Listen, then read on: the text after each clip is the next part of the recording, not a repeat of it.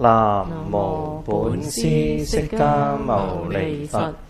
南無本師釋迦牟尼佛。南無本師釋迦牟尼佛。妙讚總持不動尊，首楞嚴王世稀有，燒我億劫顛倒想，不力僧祇獲法身。願今得果成寶王，還到如是行沙中，將此生身奉塵剎，是則名為報佛恩。復請世尊為證明，五濁惡世誓先入，如一眾生未成佛，終不於此取嚟換。大雄大力大慈悲，希更審除微細惑，令我早登無上覺，於十方界坐道場。信若多勝可消亡，卓迦羅心無動轉。眾生無邊誓願度，煩惱無盡誓願斷。法門無量誓願學，佛道無上誓願成。無上甚深微妙法，百千萬劫難遭遇。我今見聞得受持，願解如來真實義。各位法師、各位同學，大家好，阿彌陀佛。阿彌陀佛。今日所講嘅呢，就係《楞嚴經》嘅經卷嘅第二卷啦。咁就係《大佛頂首楞嚴經講記》嘅第462頁、462頁。咁開始嘅嚇。電子檔呢就係2.1第一頁嘅第二行啦。第3呢度呢就係顯見不滅。之前呢喺呢一個部分呢，其實我哋講緊10番顯見嘅，有10個項目呢，其實呢就係分析我哋嘅心性，呢個心性。咁喺呢個心性嘅時候呢，就一個見，我哋眼所見嘅，所見到嘅所謂呢個見呢有個引號喺度啊。我哋一般所講嘅見呢，就係我哋嘅眼睇到外邊嘅景物、形象或者顏色，咁為之見。咁呢度10番顯見呢，只不過係呢喺我哋嘅心性啊，就以一個見。其實呢，我哋唔係用隻眼嚟見嘅，我哋感受到外間嘅人事物呢，當然啦，我哋係透過我哋嘅眼睛。喺我哋佛教嚟講呢，我哋嘅眼兩個組成嘅部分嘅，就係一個呢就叫做呢浮塵根。浮塵根呢，即係我哋外表睇到我哋嘅眼球，我哋眼睛嘅結構個眼球啊。第二個部分呢，就係叫做咧正色根。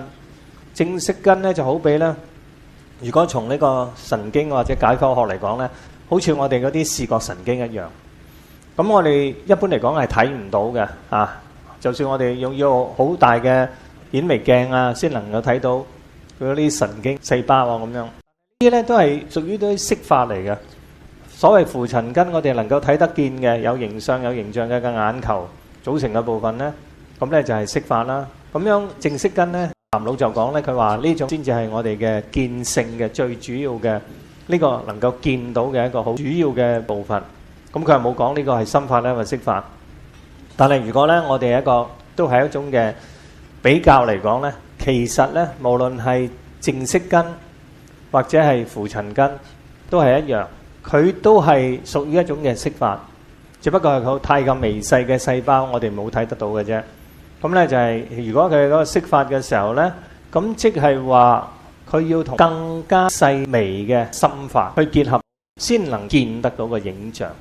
咁呢一種所謂見咧，就叫做見性。而家問題咧就係個性個性質。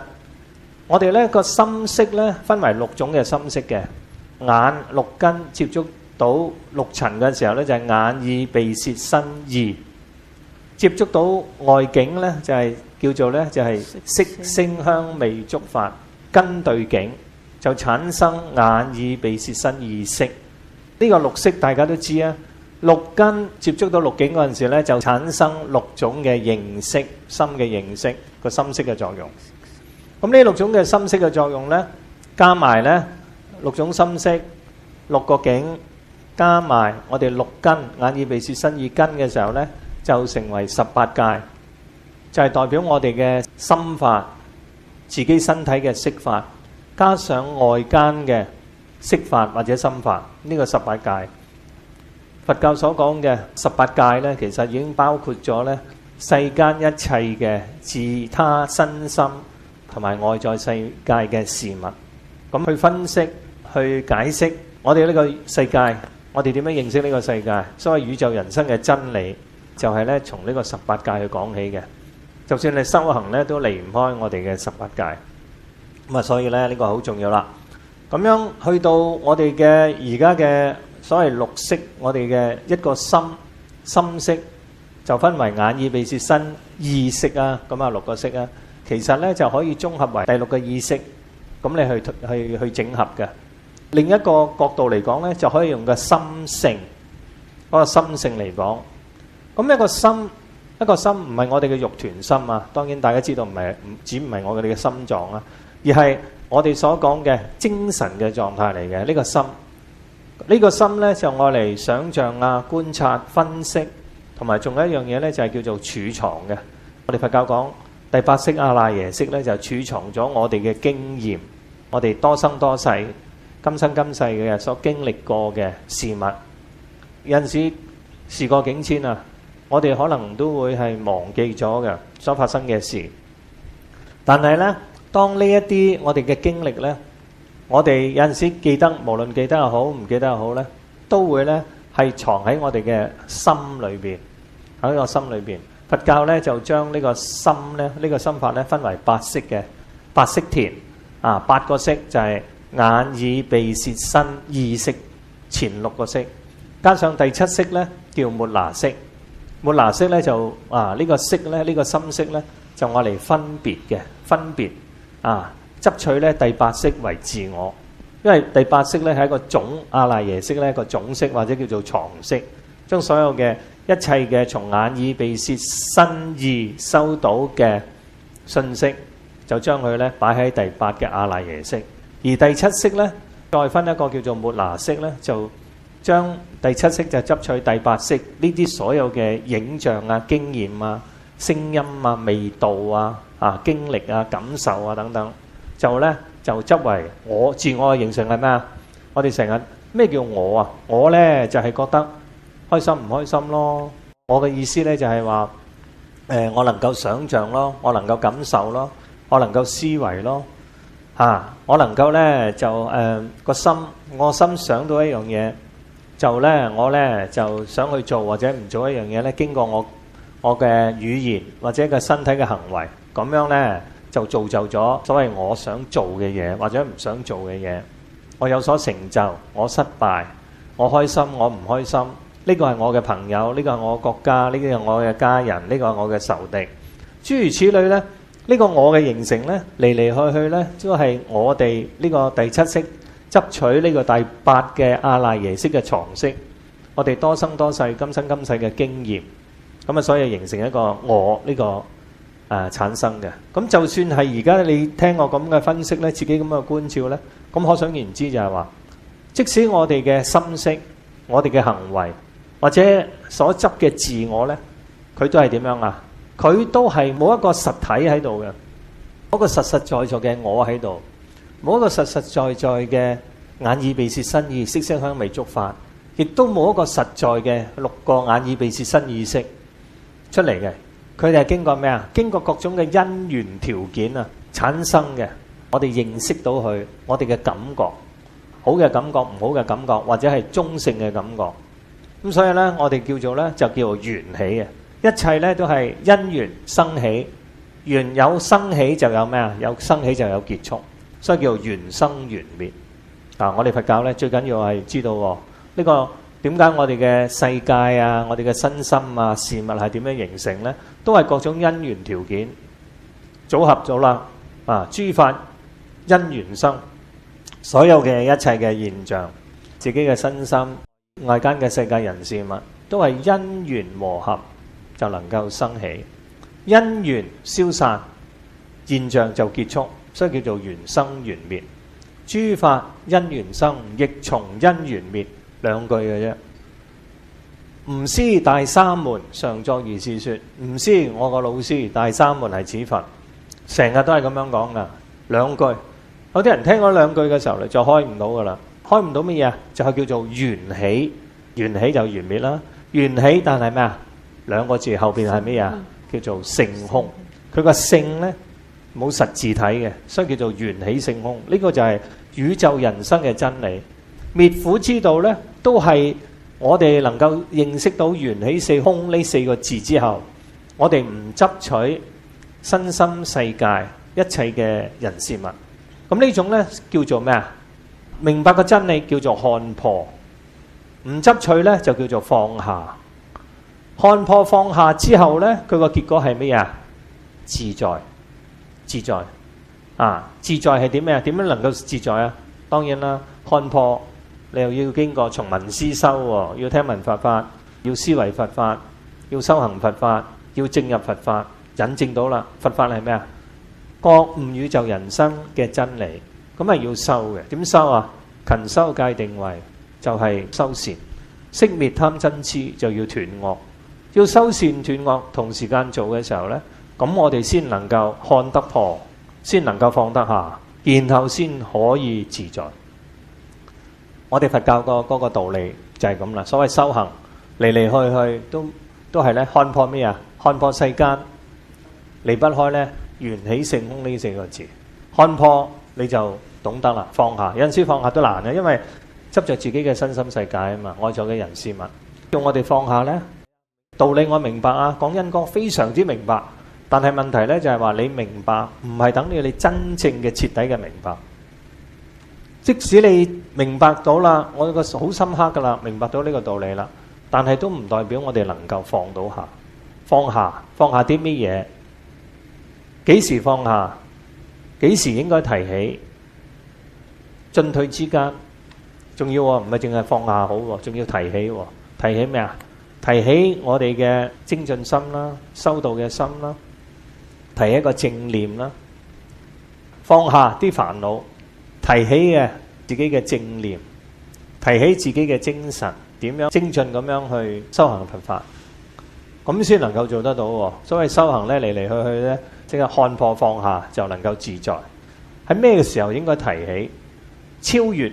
超越認為所得到嘅嘢，就算喺修行嘅一啲嘅我哋嘅成就，咁啊都要超越咗佢。仲要呢就係要提起超越升華，最高去到邊度呢？去到佛嘅境界、阿羅漢嘅境界，咁先至叫做呢徹底看破，同埋能夠呢徹底放下，先能夠呢得到徹底嘅自在。徹底嘅自在呢就係究竟嘅涅槃，涅槃寂靜，不生不滅，不垢不淨，不增不減。緣起性空呢個性字呢，就係嚟嚟去去呢，就係我哋嘅心性，做我哋嘅心性嘅根本。我哋嘅心性同法界嘅性，若人欲了知，三世一切佛，應觀法界性，一切唯心造。呢個心裏邊，咦，同呢個法界嘅性，好似法界性係咩啊？係個真理、真如、實相、實性，甚至乎可以用涅槃去形容呢個所謂法性真實性。如果我哋想知道三世嘅過去、現在、未來嘅一切嘅佛、一切嘅諸佛，佢哋本身嘅境界係咩呢？唔係，我點樣去揾啊？佛嘅性喺邊度啊？佢點樣去修行啊？咁當然啦，佛佢話俾我聽佢修行嘅經驗滅苦之道、宇宙人生嘅真理，從呢個聖教量喺三藏嘅經典裏邊教到我哋，佛係點樣啊？呢啲經典係教我哋觀自己嘅心性應觀法界性，一切唯心造，教我哋點樣去認識自我呢個真心唔係我哋嘅緣影心我哋緣影心係咩嚟噶？我哋多生多世，今生今世，從眼耳鼻舌身意六根對外境色聲香味觸法產生嘅六種嘅心識，然後咧將呢啲18界形成咗18界嘅架構之後咧，我哋就將我哋嘅經歷感受咧，就藏喺我哋嘅心識裏邊。藏喺我哋嘅心識裏邊嘅時候咧，就以為咧呢個咧就係我哋嘅自我嚟噶啦。但係呢個自我咧，都係從呢個我哋所講嘅空性，佢都係緣起性空嗰度得出嚟嘅。咁但係我哋嘅經驗咧，我哋咧就係個心咧，個心性係咩咧？一個心性又係分咗六種啦。六種咧又係離唔開18界喎，離唔開眼耳鼻舌身意喎。咁所以咧叫做眼代表咧就叫做見性，耳代表咧就係咩啊？耳聽聞呢個聲音啊，叫做聞性。個鼻聞到啲香臭嘅味道等等咧，就係叫做嗅覺，就叫臭性。舌嘗到嘅味道，酸甜苦辣鹹淡呢種咧就叫做咩性啊？嘗性。咁如果我哋嘅身體咧接觸嘅外邊嘅事物啊，冷暖啊、粗幼啊等等咧咁呢啲叫做咩性啊？觸性。如果我哋嘅心接觸到外邊嘅一啲嘅事物，除咗色聲香味觸之外，咁呢種叫做咩性啊？我個心叫做知性。知唔係等於你睇到啊，無形無相嘅，無聲無味嘅。咁啊呢啲咧就要靠我哋嘅心嘅感覺。有陣時都係㗎。行下嗰啲氛圍啊，係啲咩嚟㗎？即係點？咦，佢好似唔係咁對路喎。有冇人叫你？又聽唔到聲音，又睇唔到啲事物，但突然之間你有個感觸，睇唔到、見唔到、聞唔到，你感覺到，梗係覺得有啲問題，有啲唔自然、唔自在啊！嗱，呢啲就係我哋嘅心感覺到嘅，佢可能係一種嘅綜合嚟嘅。眼耳鼻舌身意，我哋喺個大環境裏邊，你咧就去感覺到。一個綜合眼耳鼻舌身意色聲香味觸法一個總嘅心識。個性嚟講咧就係見聞嗅嘗覺知性係嘛？個知啊，心啊叫做知，身體係覺啊嘛，知咧就叫做知性，心就知個知性，身體啊叫做覺，所以叫做見聞嗅嘗覺知呢六個性。咁喺呢一度講咧，十番顯見咧就用心裏邊其中一個所謂嘅見性，因為我哋一般嚟講啊，眼見到啊嘛，但係所謂呢嘅眼見咧，唔係真係用個眼啊去睇到一啲嘅形象。我哋當然啦，喺我哋嘅常識，我哋經驗話俾我聽，我哋當然用隻眼啦去睇啦。第一番顯見嘅時候咧，就話突顯咗或者表示顯見是咩啊？是心啊，唔係我哋嘅眼球啊。我哋見到一樣嘢，你而家我見到你，你又見到我，好似表面上咧就係我經過我哋嘅眼球或者視覺神經見到，但係顯見是心嗰個部分咧，十番顯見第一個講個見性咧就係顯見是心。呢個見性咧唔喺隻眼嗰度，喺個心識裏邊。佢講咩啊？盲嘅人，雖然佢係盲咗嘅，但係佢都話佢可以咧就見到嗰啲嘅所謂見啊，即係佢感知到佢咧係黑嘅，黑漆一片嘅。咁如果你熄咗燈嘅時候咧，喺個密室裏邊，無論你係健康嘅人同埋唔健康嘅人咧，佢都係黑色一片嘅。如果開咗燈嘅時候，健康眼嘅人，咁佢當然係睇到啦。但係盲嘅人都係睇唔到噶。咁有啲人話，因為見咧就係我隻眼，我哋嘅眼見或者嘅係燈見，燈唔可以見嘅。佢燈只不過係話，我哋呢個眼球同埋個燈咧都係一樣，只不過係話一種嘅因緣條件能夠見得到嘅，其實係我哋嘅心性，係個心，唔係隻眼。咁第二番顯見即係上一堂講噶啦，就係其實講咗幾堂噶啦，就係第二個咧就係十番顯見咧，就係話顯見咧就不動嘅。佢用啲咩嚟講咧？就用憍塵如，即係譬如我哋話客同埋塵兩個字。憍陳如就係喺鹿野苑聽佛陀開示嘅第一位證得阿羅漢嘅弟子，就係憍陳如啊嘛，五比丘其中一個。佢聽到咧佛有個譬喻咧，講客人同埋嘅塵埃。客人佢要走嚟走去嘅，好似你同我都係咩啊？成日講生命嘅過客。過客就係點啊？唔係主啦，主就係點樣啊？不動嘅。佢有個屋企喺度。客咧去個客棧，佢停一陣嘅啫，飲食住宿完咗啦，喝飽食足啦，休息夠啦，咁啊要繼續上路噶咯喎。亦都好似我哋嘅生命一樣，我哋寄居喺呢個世間裏邊，嚟嚟去嚟嚟，即係點啊？生生死死。呢個生死咧，輪迴生死咧，唔係我哋本身啊呢個主體嚟嘅，但係我哋嘅性咧就不動喎。呢個性係咩啊？我哋本身啊，呢個心性，佢本身嚟講咧，因為我哋見到啊嘛。點解用個見性見啊？我哋見到自己啲客人嚟嚟去去啊嘛，我哋用個見嚟代表呢個心性啊嘛。見聞嗅嘗覺知啊嘛，淨係用呢個見性，其中一個代表我哋嘅心性代表嘅啫。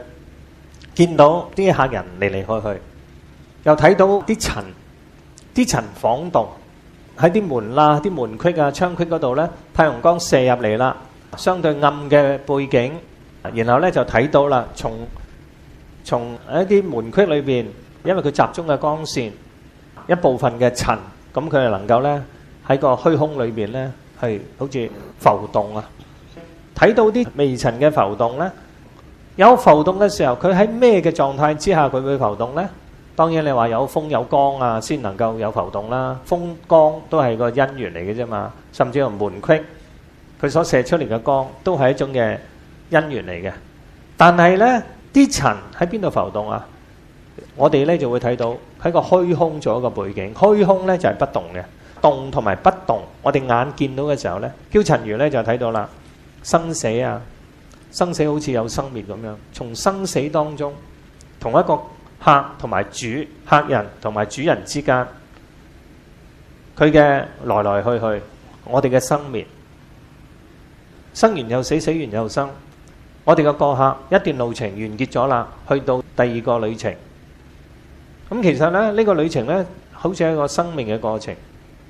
佢本身嚟講咧，我哋嘅生死啊，我哋嘅心識，其實咧都好似即係個比喻。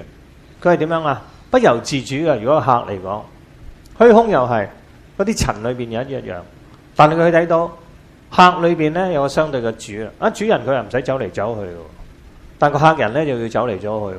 雖然我哋走嚟走去，呢個生命係我噶嘛，我走嚟走去啫，我生生死死。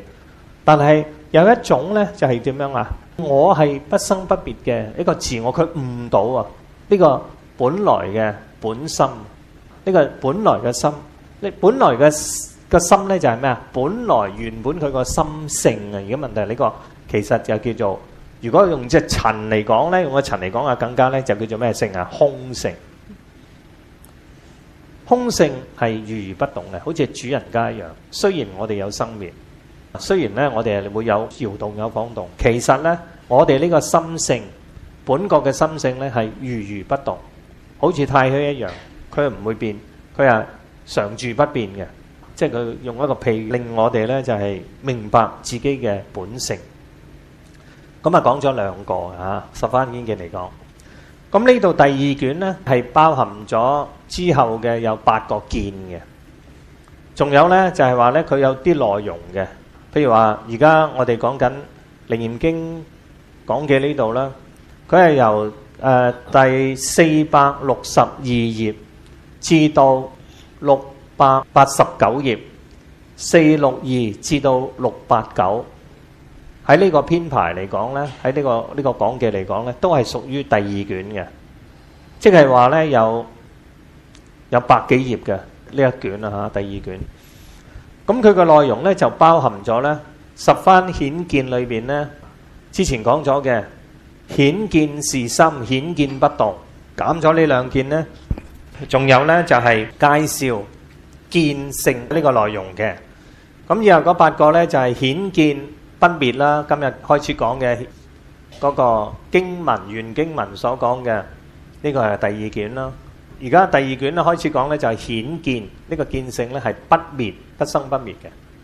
咁第四咧就係顯見不失，十番顯見裏邊第四個咧顯見不失。咁啊第五個咧就係顯見無還。咁第六咧就係顯見不染。第七顯見無礙。第八顯見不分。第九顯見超情。第十顯見離見。咁啊十番顯見啦，喺呢度第二卷咧就包含咗見性裏邊咧就講8個見性，仲有其他嘅4個部分嘅，就係講咧就係2種妄見。第3個部分咧就講二事合明。第4個部分咧就講咧2種破解。咁第5種咧就係再講咧就係陰入處界，即係話咧喺呢一度咧，除咗講我哋嘅心性之外咧，佢其實《楞嚴經》裏邊咧，定係呢一卷裏邊咧，都有講咧，就係話，尤其是係最嬲尾嗰個部分咧，講五陰，即係講五蘊嘅色受想行識，即係話佢係同根本佛教啊有聯繫嘅。大乘嘅經典無上甚深微妙法，但係佢冇離開過根本嘅佛法。如果我哋唔知道根本嘅佛法，好似頭先所講嘅眼耳鼻舌身意識色香味觸法，加埋咧就係即係點啊？六入12處啊，6識加埋係18界，都係根本佛法。佛陀經常講噶啊，10遇因緣啊，4聖諦法啊，講呢個五陰啊咁樣，都係喺大乘嘅經典裏邊離唔開根本嘅佛法。所以我哋係認識根本嘅佛法咧，係非常之重要。唔好睇小我哋話，哎呀根本佛法啦，含經小乘人所修噶，你冇咗個根本啊！冇咗個根本嘅認識咧，我哋好難咧就切入到大乘佛法嗰個甚深嘅義理嘅。好嗱，我哋今日咧就開始講啦嚇。462頁第3嗰度一齊讀啦。3顯見不滅，以是阿難及諸大眾，聞佛是悔，身心泰然，念無始來，失卻本心。妄形緣塵，分別影事。今日開悟，如失如疑。佛如慈母，合掌禮佛。於聞如來，顯出身心。真妄虛實，現前生滅，與不生滅，依法明性。好啦，同埋阿譚老嘅佢嗰個解釋，這時阿難聽佛這一指教，一解說，心裏頭就明白了。不但阿難以及法會大眾，聞佛這樣指示教誨，身心泰然，這個身心都安然啦。念無始來，自己轉念。我們從無始劫來，失卻本心，都把自己本有的真心失掉了。妄認緣影為心，這就是分別的影事。今日開悟，就如同失乳之兒，就像小孩失去了母親的乳食。佛如慈母，又見着自己的親母親，這有多樂，所以合掌禮佛，願聞如來顯出身心，真妄虛實。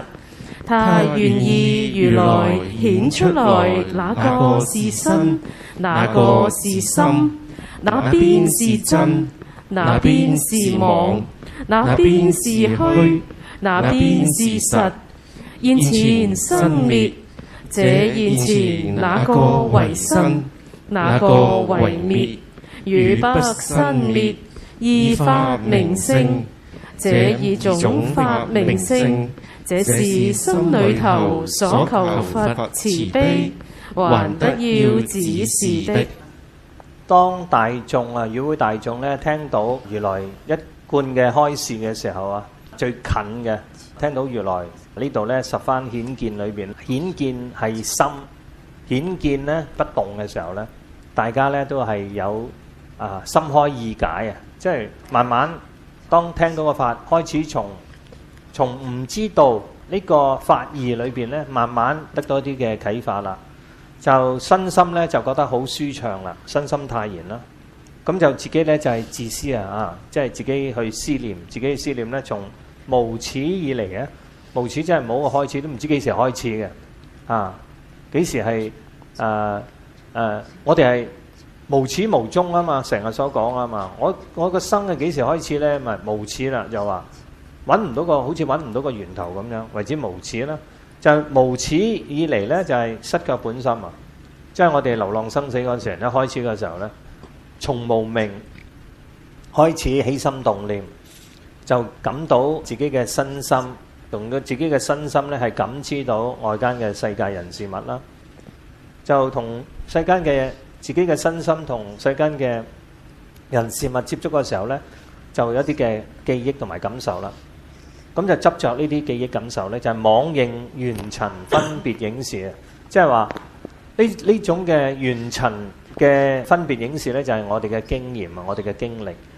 咁樣今日咧就聽到佛嘅開示咧，就好似細路仔啊，佢就唔見咗媽媽，但係咧佢仲係即係一般嘅凡夫啊，或者嗰個修行人啦，都係好細，即係好幼稚，好似個細路仔一樣，需要老師、需要父母嘅提攜，佢先能夠成長嘅。咁比如咧就而家啱啱好多，尤其是初機嘅凡夫唔明白道理成日做錯事，招感到好多嘅生死輪迴嘅苦惱。咁所以咧而家咧就聽到佛嘅開示啦，咁心開意解當中唔同嘅根基啦，有啲可能會大徹大悟啦，但係起碼咧有安慰。好似細路仔咧見翻自己個媽媽，媽媽咧就哺乳啦，有奶食啦，就係咩啊？呢啲嘅法語啦，佛陀所開示嘅滋長嘅咩啊？滋長嘅法身為名啦。咁於是咧就大家咧好開心啦，感恩嘅心啦，合掌咧就禮佛啦。咁咧就係話咧就希望咧原來咧繼續咧就係開示呢個佛法啦，等佢哋知道得更多減除佢哋內心嘅疑結啊。點樣去分別我哋嘅身心？咩叫真？咩叫做妄啊？咩叫做虛？咩叫做實？係咪啊？咁現前嘅生滅，我哋嘅生滅嘅身心狀態、人事物嘅生滅咧，同埋不生不滅嘅呢種本性，自己嗰個法性個真實咧，二法明性即係呢兩種嘅。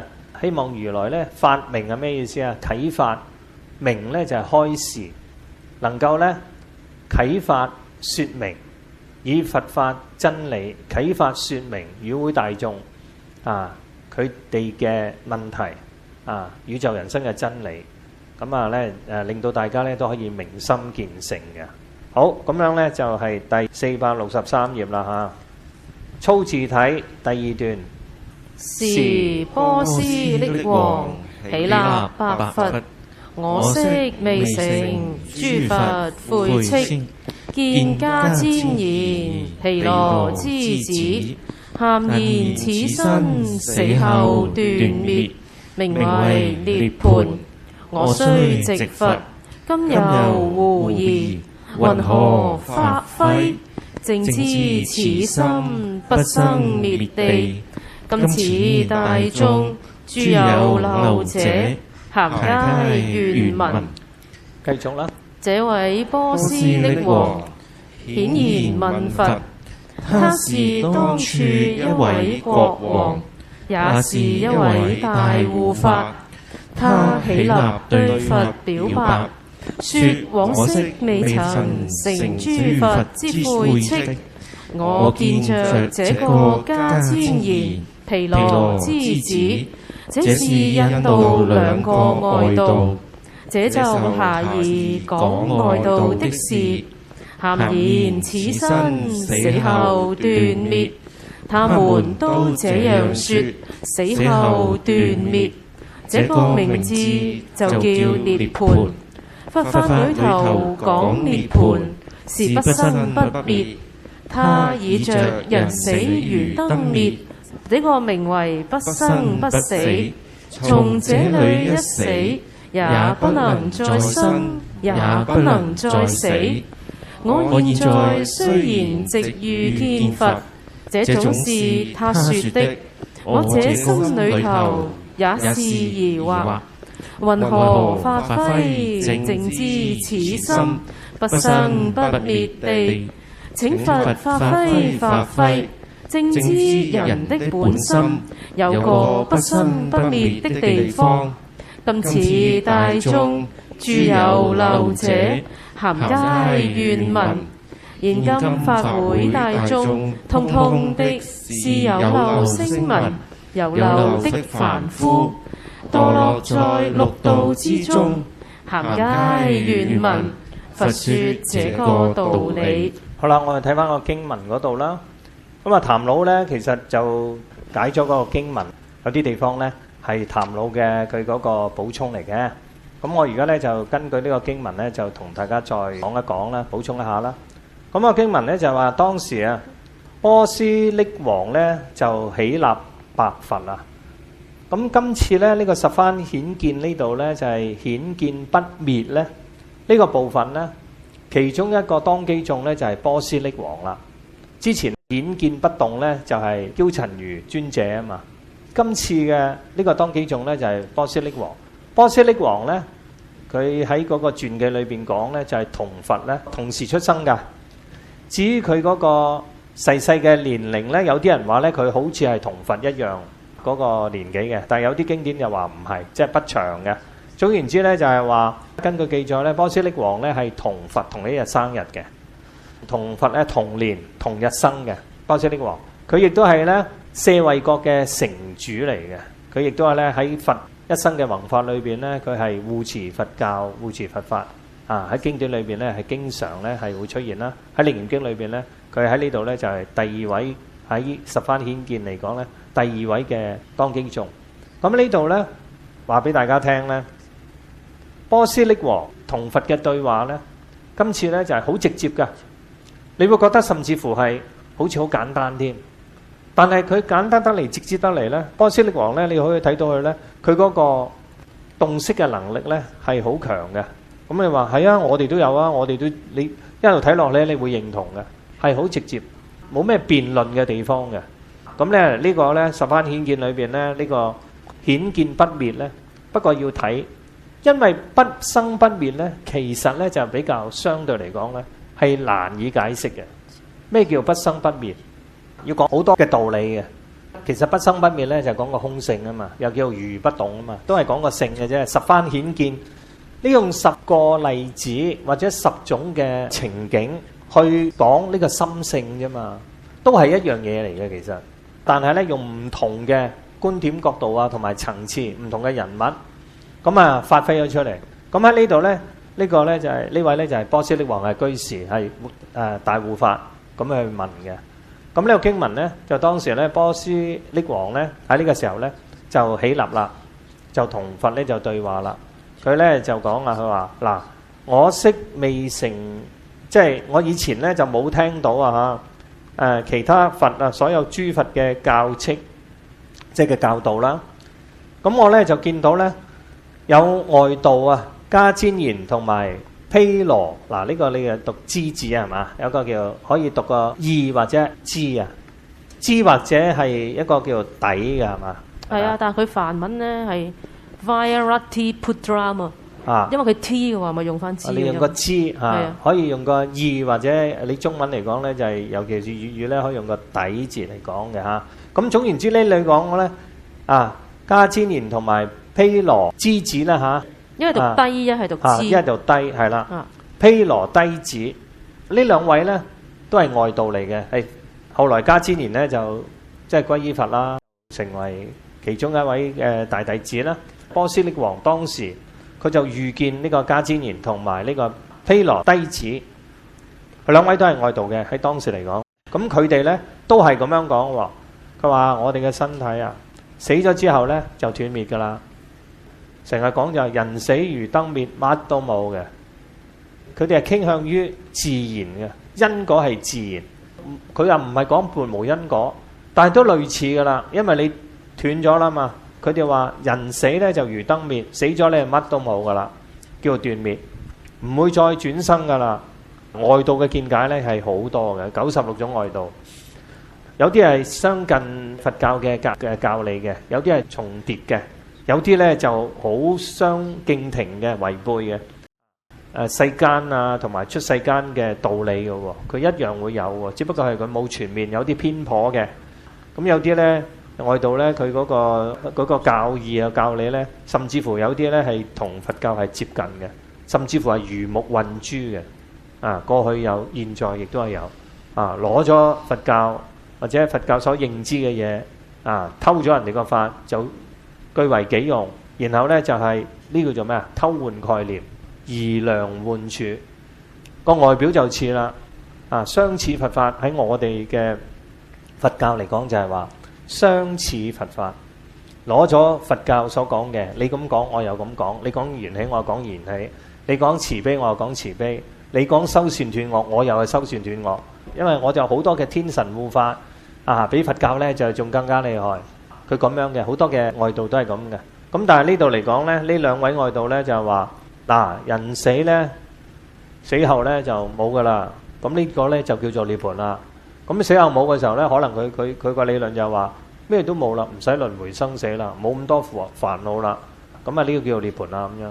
咁你引申好多問題噶咯喎。你話如果人死如燈滅，咁我今世呢，有啲係享樂主義啊嘛，係咪啊？我今世我既然死咗乜都冇噶啦，咁我今世為非作歹，我有錢或者係冇錢都好啦，我就要放飛自我噶。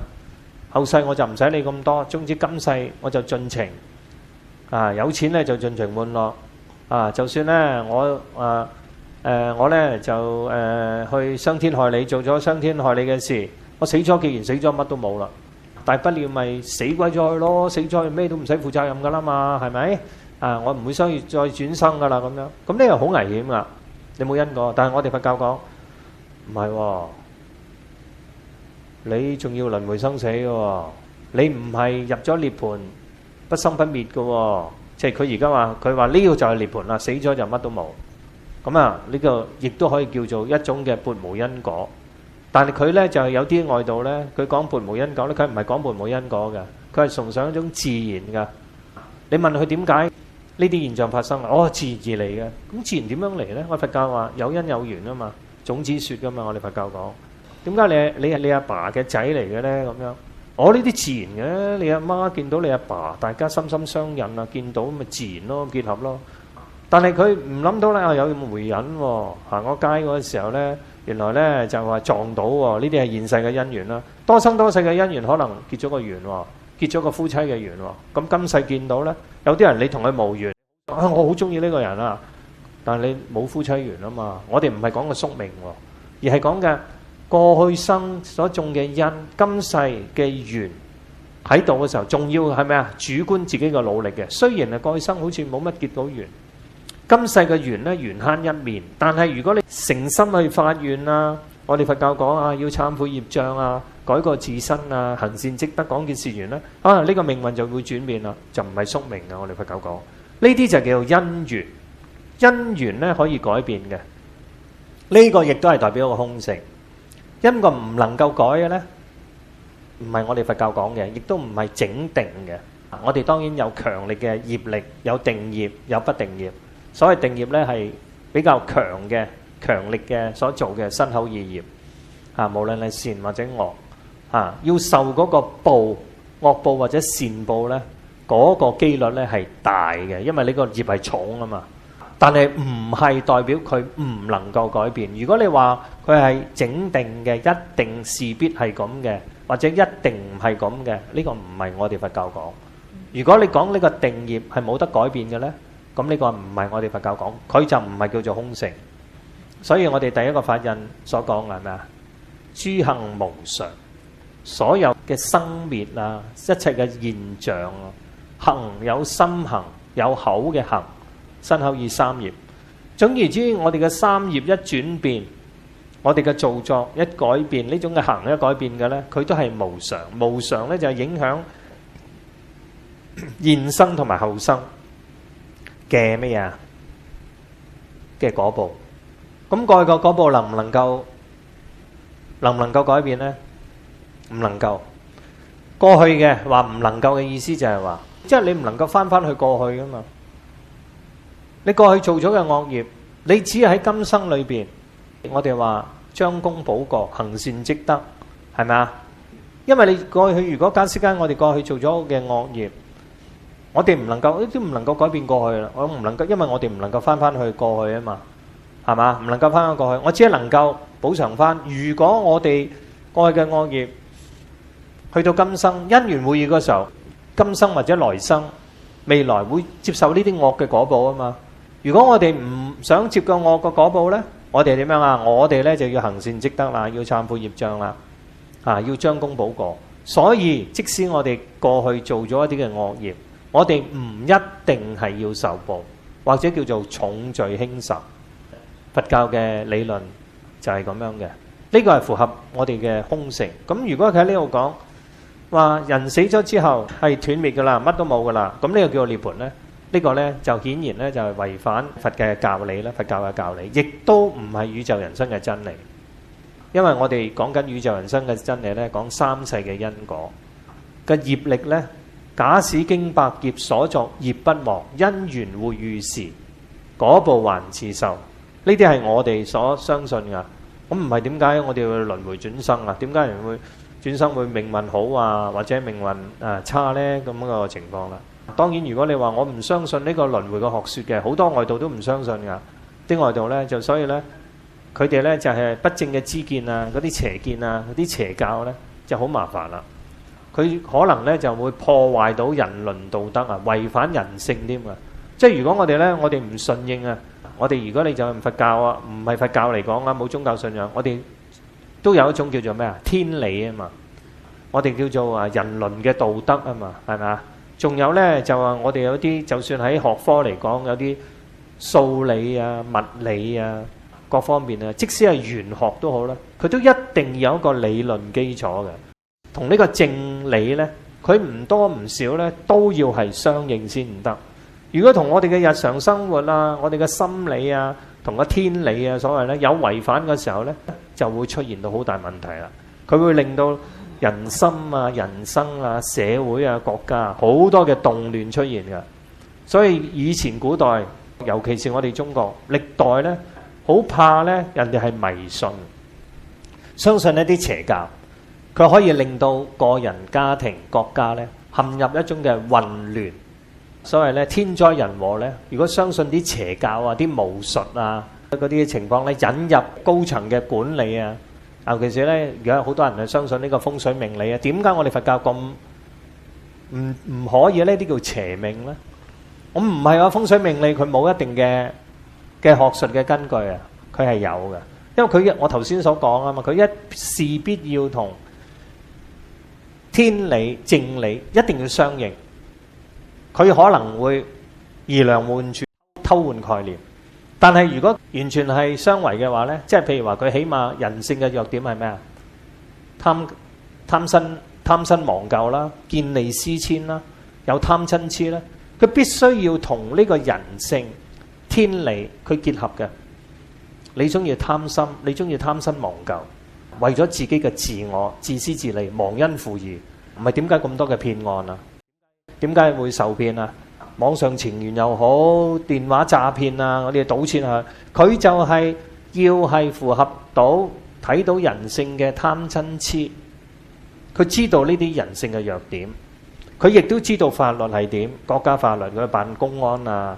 你係相信佛教係嘛？我係佛菩薩，你係佛教，我講佛菩薩；你係基督教，我講咩啊？講耶穌基督。佢用呢啲咁嘅包裝去呢誘騙，所以外道亦都係有咁樣嘅。我哋都知道，但係佢哋係片面，嗰啲係諸意醒嚟嘅，係假嘅，係顛倒嘅。金玉其外，敗絮其中，我哋一定要清楚啦。波斯匿王咧喺呢度就問佛啦，因為佢有疑問啊嘛。見到佛，佢其實咧心悅誠服噶啦，已經。如果唔係咧，佢都唔喺個法會裏邊啦。即係其實波斯匿王咧，亦都係同大眾我哋去問嘅嚇。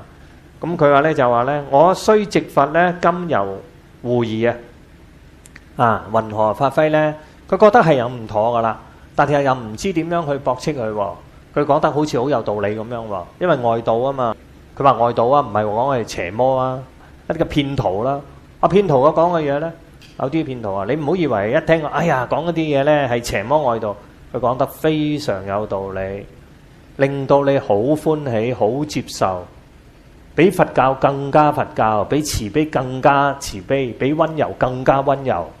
如果你就落個圈套呢，因為佢掌握到，佢攞到，因為佢係偷噶嘛，佢係騙徒啊嘛，佢必須咧要咧令到佢個對象相信佢，攞咗你嘅信心，冇疑惑啦嘅時候咧，咁咧你就俾佢為所欲為啦。所以呢度咧佛教咧好注重，唔好我講你就信。佛教係教我哋要有獨立嘅思考嘅能力啊，四依四不依啊，依法不依人，依義不依語，依智不依識，依了義不依不了義。簡單嚟講，又建立自己嘅正知正見啊，獨立嘅思考嘅能力啊。我點樣？我唔識咩叫自己獨立思考嘅喎？咩叫正知正見？我又唔知嘅喎。咁啊，唔知你咪去學咯，從基礎嗰度做起咯，係咪？從五戒十善嗰度做起咯，教你勤修戒定慧，熄滅貪嗔痴，唔好理咁多啦。點解我要熄滅貪嗔痴？我中意愚痴噶嘛，我中意發嬲噶嘛，我中意貪心噶嘛。話俾你聽，你咁樣去做啊，你而家好似好爽咁樣，但係呢，日後呢，付出好多個代價㗎，唔幾害人㗎。叫你收聲啊，唔好講咁多廢話啊，唔好講咁多妄語啊、虛妄語啊、奉承語啊、潛曲語啊、講大話啊。你而家咧，你覺得咧，你用呢啲咁嘅手段建立咗自己嘅名聞利養，但係問題咧，日後你要付出代價。你個代價唔係你自己承受自己嘅因果，你害到其他嘅人啊，害到嘅其他嘅人嘅時候咧，呢個因果非輕啊。波斯匿王咧就係呢度啦。我而家咧我雖然咧就聽佛教好多嘅道理嘅，但係我唔識點去駁斥佢哋，所以我哋話。我哋啊，要辯論都需要嘅，唔係要同人哋拗。你要駁斥嗰啲愚痴嘅、非理性嘅一啲人啊，八大人覺經係嘛？要成就辯才，教化一切，釋義大樂嘅。我哋唔係為咗表現自己啊，我學識有幾高啊，攞過幾多個學位啊，讀過幾多本嘅經書啊，朗朗在口啊，邊個講邊個講啊，係咪啊？舌燦蓮花啊，唔係咁嘅意思啊，係。自己要建立起正知正見，亦都幫助人哋以佛法建立正知正見，以真理嗰方面，唔係要講一啲説話令人開心討好人哋，唔係要你認同我，反而有疑問你就問。所以波斯匿王呢，就喺呢度呢，就係一個示範嘅作用啦。我唔識，但係我相信佛，但我又駁斥唔到啲外道喎。而家個疑惑出現啦，咁我點樣先至呢解決我嘅疑問呢？如果我知道嘅時候呢，我同人哋講啦，因果個道理係點樣啊？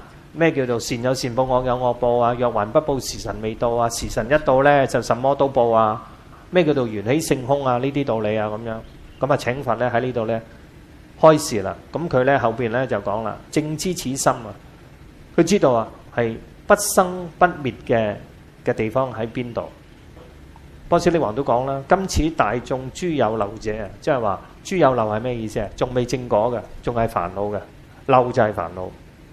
請佛開示，唔單止係解決自己嘅疑問，係大眾嘅法會裏邊，請佛開示呢，令大家呢都點樣啊？都能夠呢就係知道呢個道理啦。含皆願聞啊，我哋都好願意聽佛嘅教導同埋開示。請大家呢就繼續啦，464頁。第二段經文粗字睇，佛告大王：汝身現在，今復問汝，汝此肉身，為銅金剛，常住不朽，為復變壞。世尊，我今此身，終從變滅。佛言：大王，汝未曾滅，云何知滅？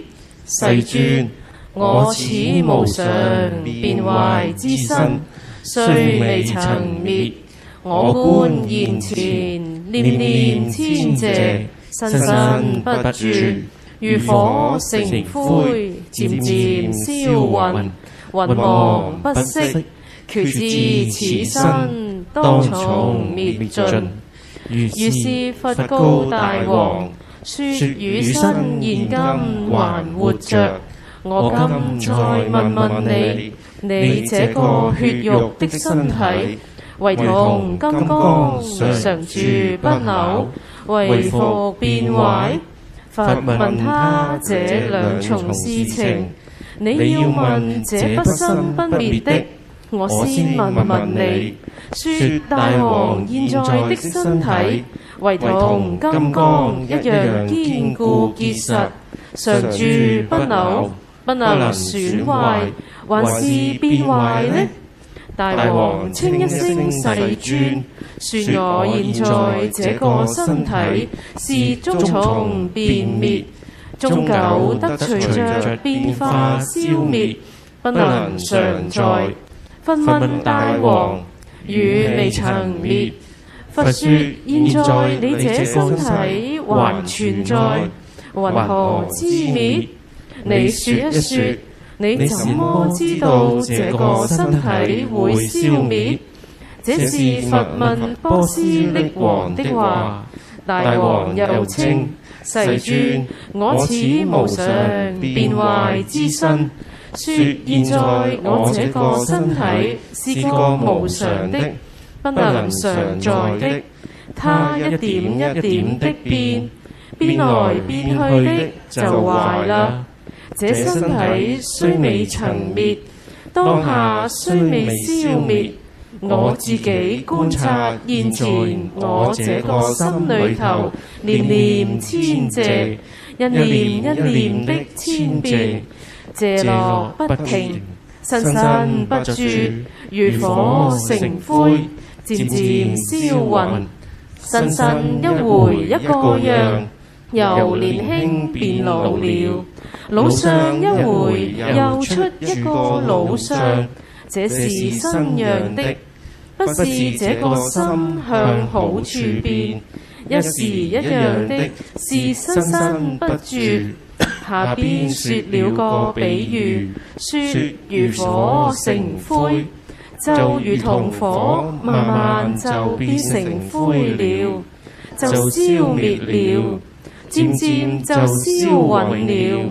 這個燒暈不息，決知此身當從滅盡。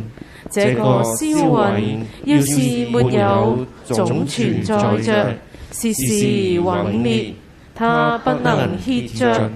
這決定知道現在我這身體是當從滅盡，應當隨從着給消滅完。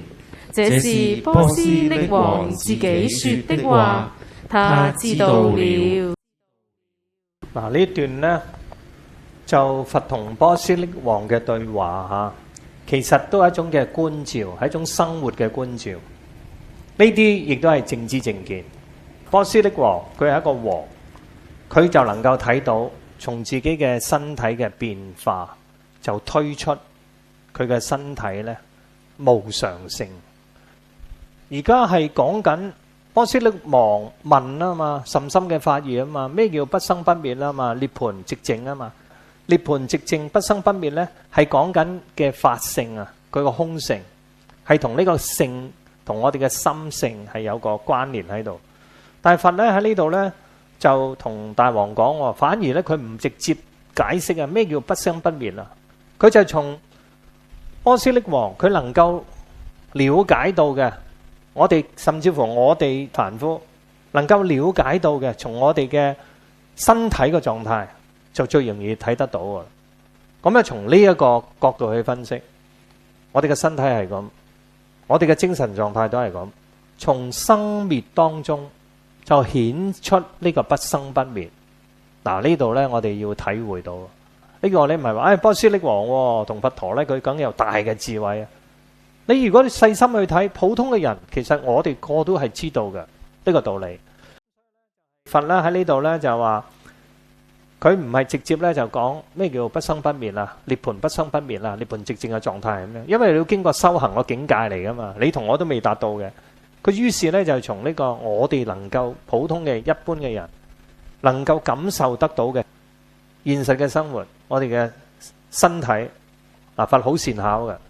嗰度問嘅時候咧，佢唔係一次過個問題問晒，去到嗰一點，佛咧就繼續咧就係引出佢自己講翻佢自己嘅答案出嚟。你問我問題，你想我俾個答案，其實個答案咧就已經係喺呢個問題裏邊出現咗。咁咧呢啲叫循循善誘。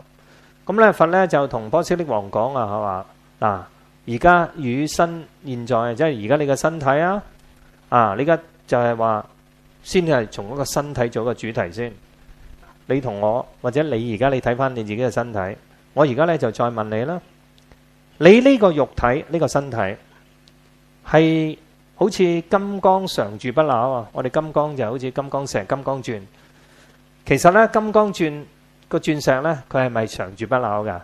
其實都唔係喎。金剛係代表咩啊？堅固啊、猛利啊、光明啊嘛，係咪？如果《金剛經》係咁樣講啦，但係金剛咧係一種嘅我哋嘅碳嘅原子，係一種好密度好高嘅一種嘅礦石嚟噶嘛，金剛鑽啊嘛。咁佢個硬度咧係好高嘅。喺我哋嘅印象當中咧，佢係會比一般嘅物質咧嘅色法咧更加係持久嘅。咁呢度咧就用金剛去代表呢個常住不朽，即係佢唔會係敗壞嘅，常住不朽就唔會衰頹唔敗壞嘅。佛咧就問波斯匿王啊，嗱，你而家你嘅身體，你係咪好似金剛石咁樣唔會敗壞嘅咧？或者係會變壞咧？即係你個身體似金剛石啊，一話都會變壞㗎。咁波斯匿王咧就答佛啦，世尊啊，我呢個身體啊，始終都會變滅嘅，唔單止係變壞咁簡單啊，就會滅啊！滅係咩意思啊？會死亡㗎。我呢個身體都會冇咗㗎，即係呢個世間，我而家存在，但我個身體咧都會咧變滅啊！即係會腐朽啊！咁啊，佛就同佢講啊，大王啊，你而家你個身仲未滅喎，咁點解你知道你個身將會係敗壞啊，同埋會消失啊，你會死亡啊？咁波斯匿王咧就答佛咧就話，佢話領唔到咩啊？佢話我呢個身體啊係無常變壞嘅身嚟噶，佢係無常緊噶，係變壞緊噶。點解咁講啊？而家雖然咧我未滅啊，我個身體咧未係隕落腐敗啊，我而家仲未死，仲係同佛咧可以對話，可能佢當時咧都好健康，差唔多都係老年噶啦，差唔多都係即係盛年以後噶啦嘅事，但係都未變壞喎。佛話你而家你個身體都未變壞，點解你話你個身體咧都會係變壞噶，會消失噶？但你點樣知道啊？波斯匿王咧就答佛啦，呢個我個無常啊變壞嘅身咧，而家雖然未變壞咧，我觀現前啊，嗱，咁咪識得咯，喺現前啊取景，取咩景啊？我哋唔係執著個景啊，原來生活無論係人事物，佢係善係惡，係好係壞，或者係中性嘅咧，都可以啟發到我哋嘅智慧，觀察生命啊！我哋叫做生活禪，喺生活裏邊咧去觀照，去修止同埋觀。如果我哋佛教嚟講，叫做生活禪。喺生活嘅事例裏邊，自己嘅身心世界啊！波斯匿王咧就係話：我現前，我睇我現前，我個念頭啊，念念遷謝，遷咧就係遷徙啊嘛。搬遷啊嘛，即係搬嚟搬去啊，成個念頭啊轉動啊，係嘛？一時諗呢樣，一時諗嗰樣，咁樣咧就叫做念念遷滅，就代表我哋自己嘅心識妄想紛飛啊！成日轉嚟轉去諗呢樣諗嗰樣，身心不住啊！呢個咧身心不住，即係話成日咧就轉嚟轉去啦，新嘅諗法啦，舊嘅諗法咧就過去咗啦。新嘅諗法又出嚟啦，遇到啲人事物都合意嘅，咁啊覺得係好寫意咯，開心咯。但係有啲因緣令到自己唔高興嘅，咁又變得憂鬱寡歡啦咁樣，咁啊叫做咧係念念遷謝啦，身心不住，就好似咩啊？好似咧就啲火啊，一個比喻，睇自己嘅念頭，念呢個生滅，好似啲火一樣，啲火燒完啦，點解有火出現啊？有柴咯，有燃燒物咯。但係當呢啲燃燒物，呢啲柴啊、草啊，佢燒完之後，佢會變成咩啊？變成灰噶啦嘛。咁呢個道理嚟噶，你唔使話將所有嘅木頭，哇，係咪真係噶？個個燒晒咧就係變灰噶？你唔需要咁噶，呢啲推理嚟噶嘛。雖然我自己未死啫，我睇我自己嘅念頭，同埋我睇到火燒，我嘅經驗話俾我聽，當啲柴燒晒嘅時候咧，變成灰燼啦。呢個係道理嚟噶，呢個係事實嚟噶。你唔使話驗嘅，所有嘢咧，每一次咧都係斬晒所有嘅樹落嚟咧，要試下係咪真係燒佢又係灰喎？佢唔會變灰喎，唔使啊。即係你飲啲海水，海水係鹹嘅，你唔使成試晒所有嘅海水啊，佢係鹹嘅，我先係證明佢鹹啊，唔需要噶嘛。舉一反三噶嘛，呢啲道理係嘛啊？不證自明嘅，即係你唔需要不明。不言而喻啊！即係呢啲咁嘅情況，呢個道理好顯淺嘅道理，大家係知道啦。你冇得駁噶啦，呢啲係嘛？一啲嘅通例通識嚟嘅，通理嚟嘅呢一種咁咧就係話佢咧啲火，佢係代表啲咩啊？就好似我哋嘅身體啊，我哋嘅身體咧，好似一啲嘅樹木一啲嘅柴一嚿好大嘅柴，我哋嘅身體當個身體，譬如喺柴喺當我哋要燃燒即係我哋要生活嘅時候，我哋要付出我哋嘅努力要工作去打拼我哋要建設諸如此類，我哋需要嘅勞心勞力啦，就咧我哋係消耗，好似啲火燒個柴木一樣，係穩忘不息嘅。我哋漸漸咧，嗰啲柴一路燒一浸一浸。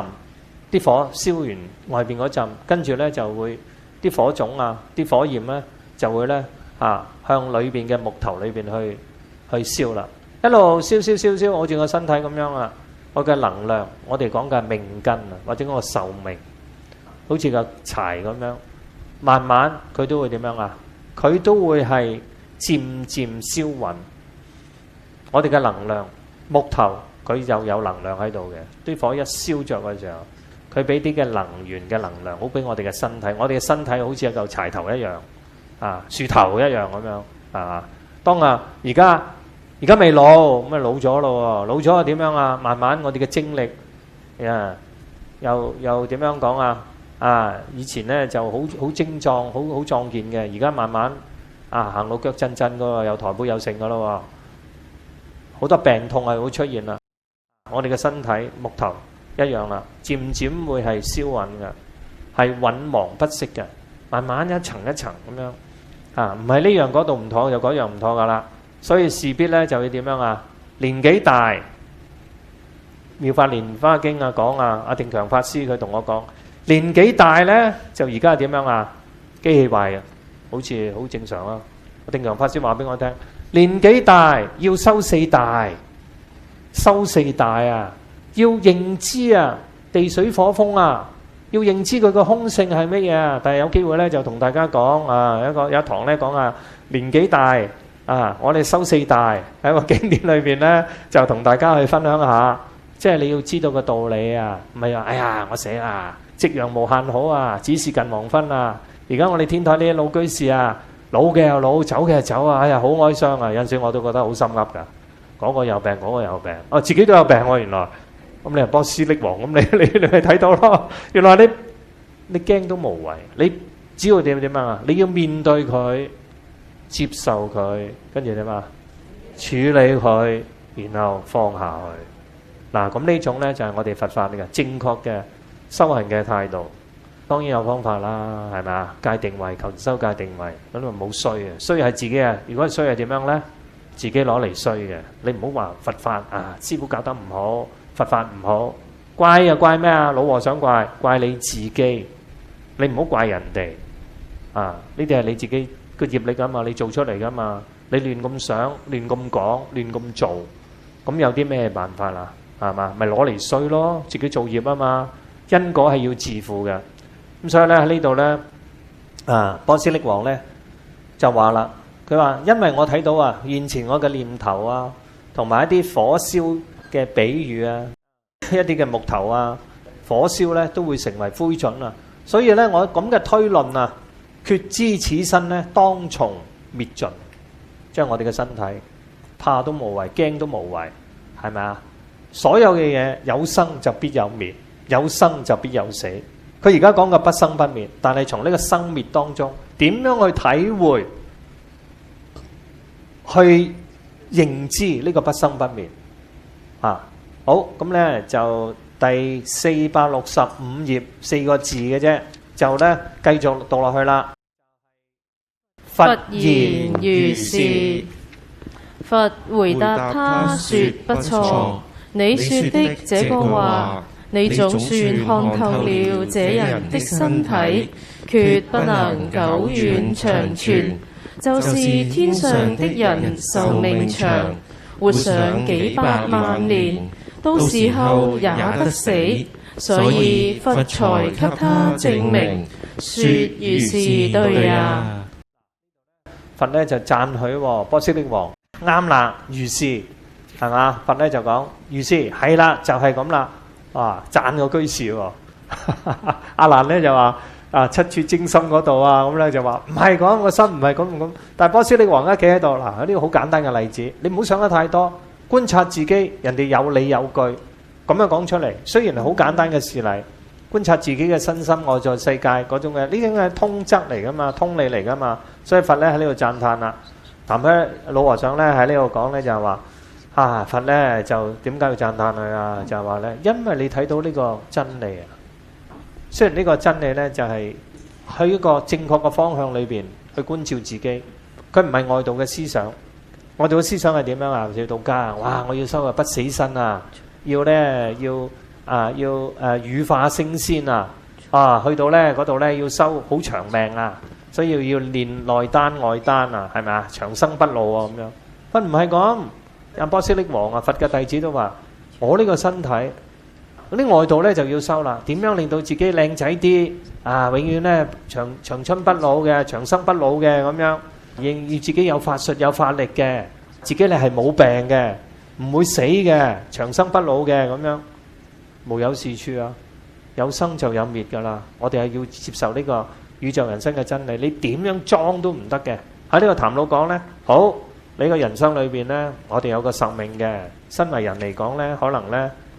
人生70咧就古來稀，超過100歲咧就已經極之難得啦，極之稀有噶啦。咁咧點都過唔到。我哋話虛雲老和尚有120幾歲咁先算啦。仲有啲咧啲例子咧又話歷史上邊咧有個800歲啊，邊位啊？彭祖。彭祖係嘛？有88歲嘅彭祖都係800歲啊。喺個歷史嘅長河裏邊，你超唔出800歲啊？你話一啲哎呀，有啲千年大龜啊，千年老樹啊，乜1000年都係有個限喺度啊，有個數目喺度。咁啊，談到就話人世間啊，我而家俾你啊，去到點樣啊？天上人嘅壽命啊，欲界天、色界天同埋無色界天啊，好未啊？你能夠咧欲界天咧可以咧去到幾百萬年，色界咧更耐，以劫嚟計嘅500大劫嘅有頂天。哇！無色界喎，飛上天喎，去到咩啊？8萬大劫，哇！好犀利喎，8萬大劫，好難想像啊！咩概念嚟㗎？一個劫已經係來來去去又有大中小劫啦，又係84000年啦，點樣去計啦呢條數啦？咁樣好長好長嘅時間，但係總言之都有個數喺度，喺個甚深禪定裏邊，喺色界同埋無色界。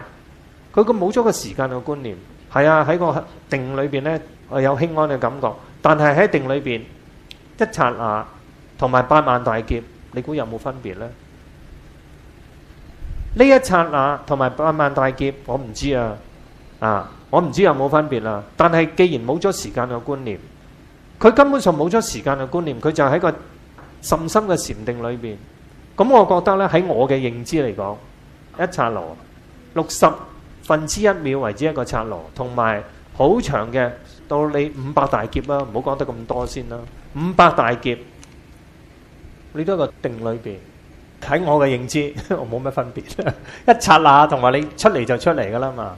出咗出嚟嗰陣時候，出唔到三界，原來先發覺自己，咦，仲喺色界天、無色界天喎。嗰陣時輪迴生死喎，都係要輪迴生死嘅。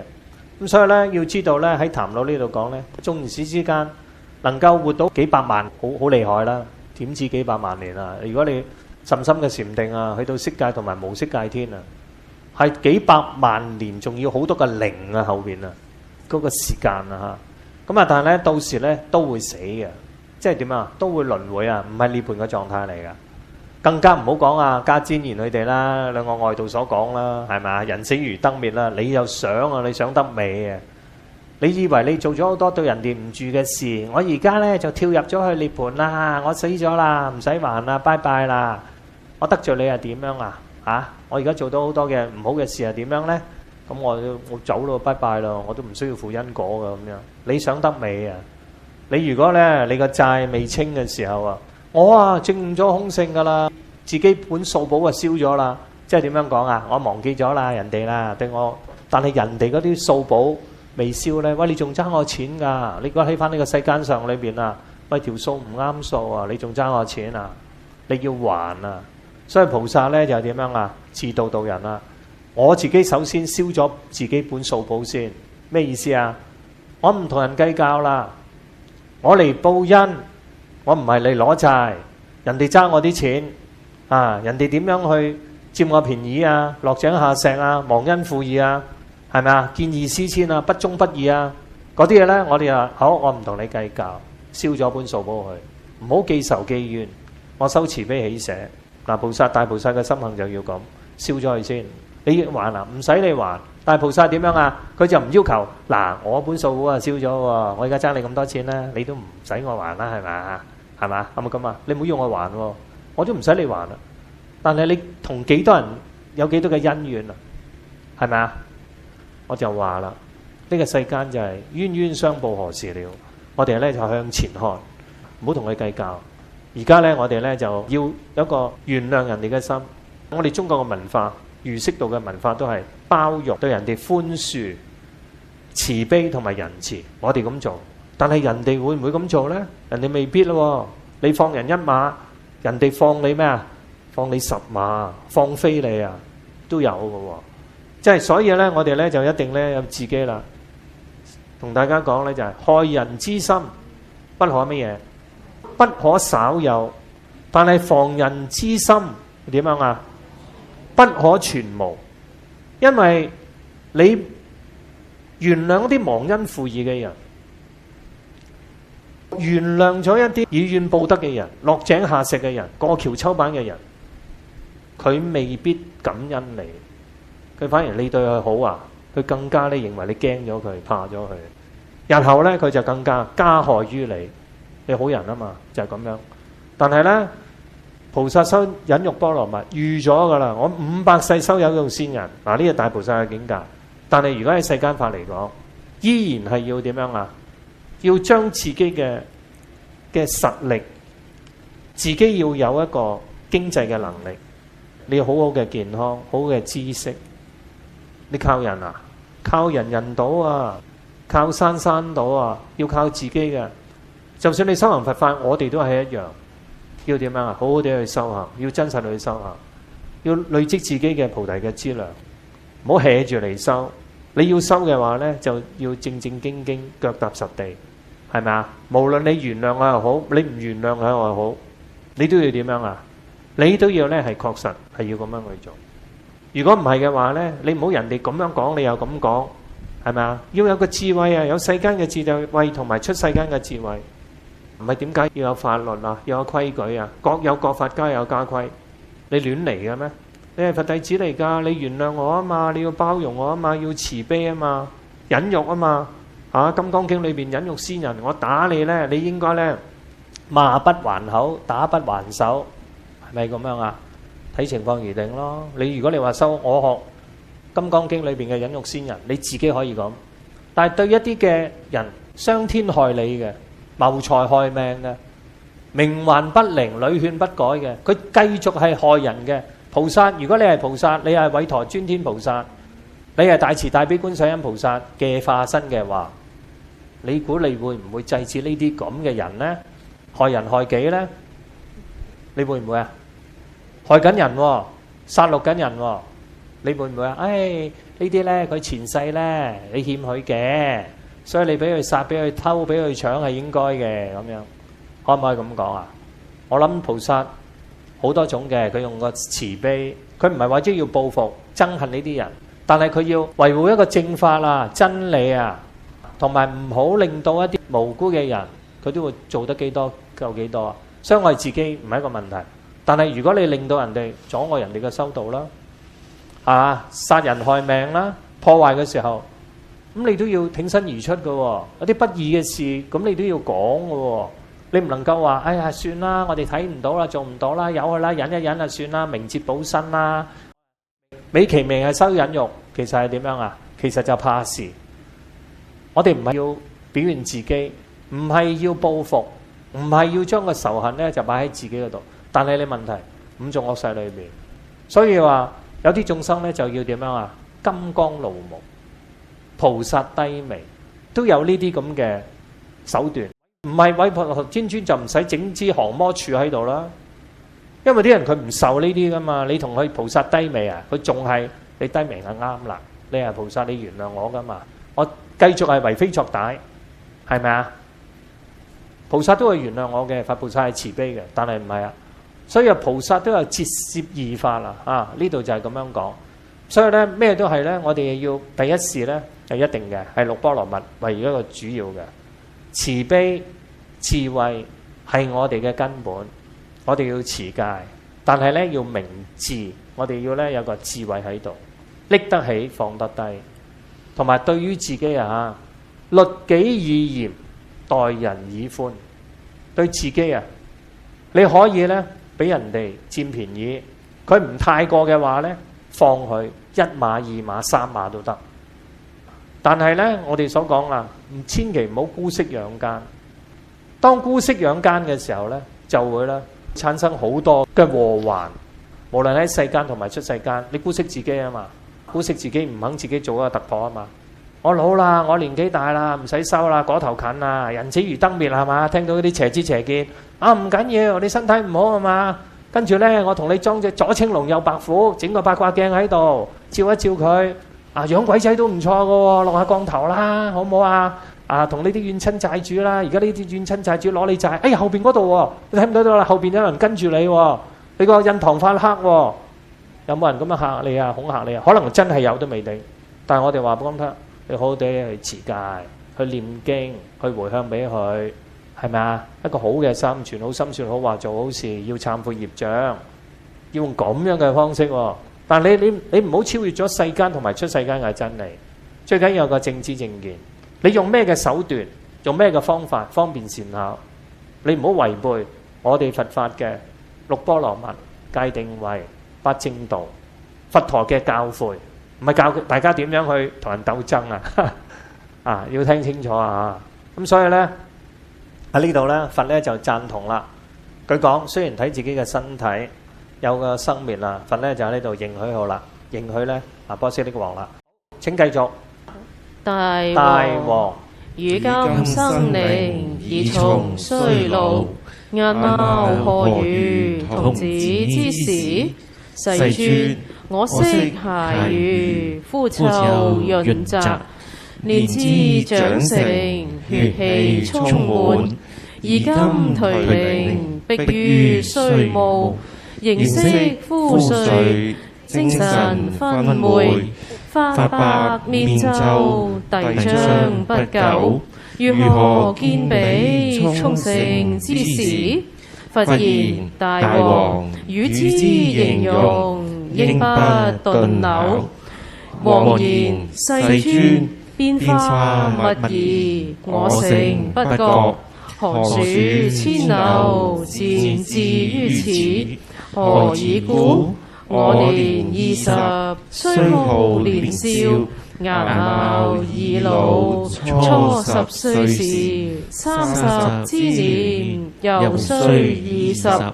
如今60，又過於2。觀50時，婉言強壯。世尊，我見物已，雖此曹樂，期間留役，且限10年。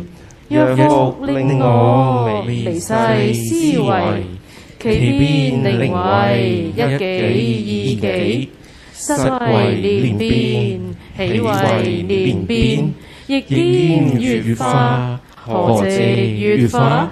兼有日遷，尋思替觀，剎那剎那，念念之間，不得停住。故知我身終從變滅。佛說：大王現今年齡已經隨着衰老了，相貌容顏何如童子之時？比童年小孩的時候，當然老得多了。大王又稱一聲世尊。你問我年輕的時候，我也知道。我憶昔孩兒在3、5歲的時候，膚臭潤澤，我那皮膚紋理極光潤極潤澤的。年至長成，我的歲數長大成人時，血氣也充滿，而如今已是頹齡，站不住了。一年比一年的被老年壓迫着，顧不得自己啦。講到這個70、80，這就是耄耋之年，迫於這個身體衰弱了，到了老到極點，80、90歲就叫耄耋之年。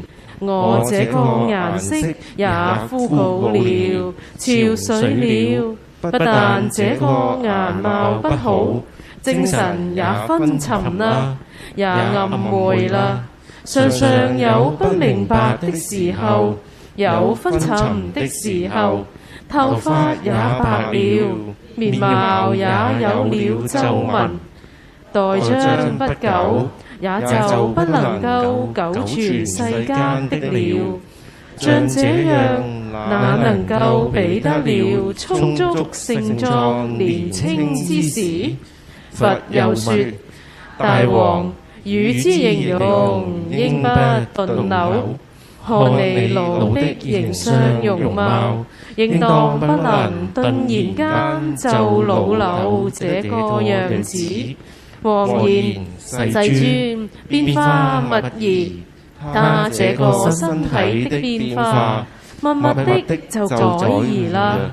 我實在覺不出怎麼老的，就是寒暑遷流這一年，除了冷就是熱，冷熱的這個遷變流轉，漸至於此，漸漸的到在60多歲，何以故？這是什麼緣故呢？我年20，雖號年少。我在20歲，雖然是年輕的人，顏貌已老。初10歲時，面貌就比10歲見老了。30之年，又須20，向30歲一比，從10歲時又須了20年。如今60，又過於2。現在我60歲又零2歲，觀50時，我自己觀察我50的時候，婉言強壯，婉言就像很強壯的時候。世尊，我見物已，雖至曹樂，期間留役，而且限10年。他又稱了聲世尊。我自己不覺不知的默默遷移，我這個身形相貌，雖似曹樂，雖然怎麼樣的敗落，期間留役且限10年，自己隨便原諒自己的話，這個中間流動變異，不是且限10年沒變相。自己這樣猜想說，他又轉過來說：若復令我，切若是令我微細的思維，那是粗粗的想法；若是微細的一思維，那也不對。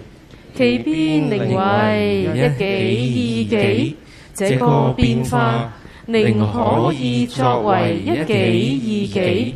一己12年，這個文裏頭簡變，身體的變相豈止一己意己，修為連變，實實在在考察1年就1變，這又僅一步，豈為連變？豈止1年1變，亦兼月化，1個月就變化了。何止月化？哪能等1個月才變化？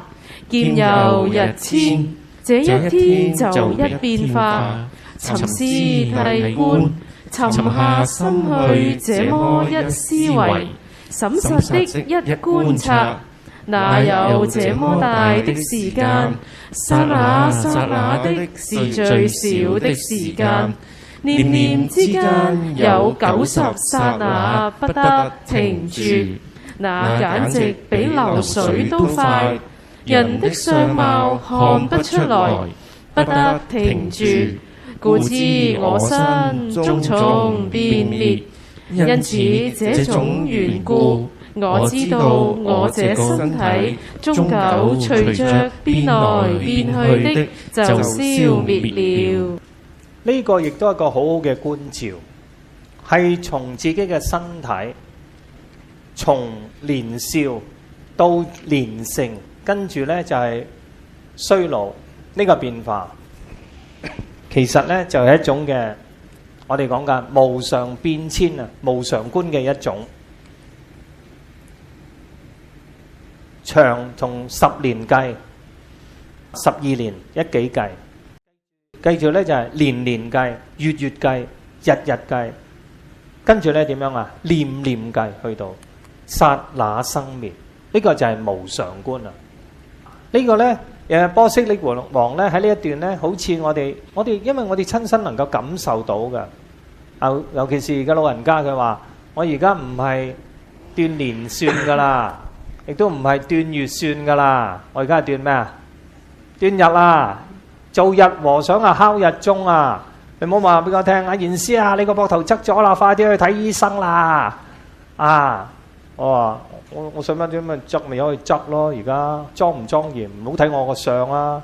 你睇唔到我心，你唔好睇我，睇你自己，唔好睇自己嘅身體添，要睇自己嘅心啊！最緊要啊，唔好俾自己個心歪咗啊，心術不正啊！呢樣嘢先係緊要啊！外相。好似阿波斯匿王，橫又死，掂又死噶啦，係咪啊？死得其所啊！我哋所講啊，喺佛法裏邊啊，你咁樣去嘅時候呢，喺佛法裏邊好好地去修學。即使我哋係離開咗呢個世間啦，你唔使驚，我哋唔會長生不老噶，一定會死嘅。你驚都無謂，喊都無謂，好好地去修。去到修嘅時候呢，我哋將呢個善業嘅功德，我哋會帶落下一世嗰度。如果係冇個正知正見，即使而家好多嘅名聞利養、飛黃騰達、隻手遮天咧，真係咩？人善咩話？咩人欺啊？天不欺。跟住呢，人惡人怕天不怕，天網恢恢疏而不漏。呢啲係咪講因果咯？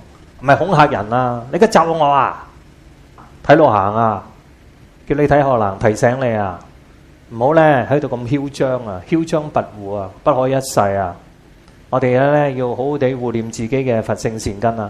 咁呢度咧喺睇翻個經文啊，好好噶，我覺得波斯匿王啊同一位大王一位居士，佢所嘅對話，原來係個禪修啊，教我哋親身，我哋即刻可以用得到噶，叫我哋點樣啊？看破放下就自在，唔係100%都好。我而家又唔妥喎，我心裏又唔高興喎。你高唔高興又好，有冇煩惱又好，好好地去生活，唔係叫你唔理嘅自己嘅身體，有病要睇醫生，好好地保護自己，係咪？但係唔需要驚啊，又驚死啊，又驚病啊，驚都無謂，有病睇醫生啦，好好地保養自己啦。最緊要咧，保養自己嘅心性啊！而家咧，雖然佢冇講係咪後邊嗰度先至講嘅，不過我呢度咧就係預告俾大家聽。如果唔係你個，咦，好無聊啫，都係講呢啲説話，冇乜心意喎，唔係無上甚深微妙法嚟個噃，人都知啦咁樣，所以輕視嘅法。原來呢度咧，佢喺呢一度從平淡中生活當中顯甚深嘅法義出嚟，你明白到啦，接受到啦，你有耐性聽啦。啊，你冇耐性嘅聽嘅時候咧，你都唔知佢講乜。同你講無上甚深微妙法嗰陣時，你攞唔到佢個核心點，冇咗個根本啊，冇咗個根基。咁呢度咧，佛陀咧喺第466頁嗰度啊，經文裏邊啊，粗體字第2段，大王啊，而家你嘅年齡啊，就以咧就慢慢衰老啦。即係佢嗰陣時對話嗰時候啊，都係年過60噶啦。佢同世尊啊同年啊嘛62啊，62噶啦，已經係年過60。咁咧就話顏貌何如童子之時啊！啊，佛陀同佢對話咯，所以大家都係攞綠油卡噶啦，要超過係嘛，可以60歲啦。咁咧就話啊，大王啊，啊你而家衰老咗啊！你而家你覺得同童子嘅時候，童子啊真係10歲以下啦啊！你覺得嗰陣時嘅顏貌係點樣啊？咁啊，波斯匿王咧就答世尊啊。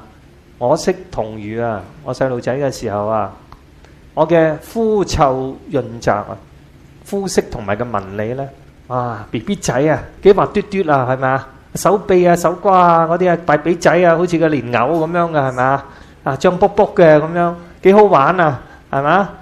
就係嗰個時候啦，童如嘅時候啦，膚臭啊，即係膚色同埋個紋理好潤澤嘅。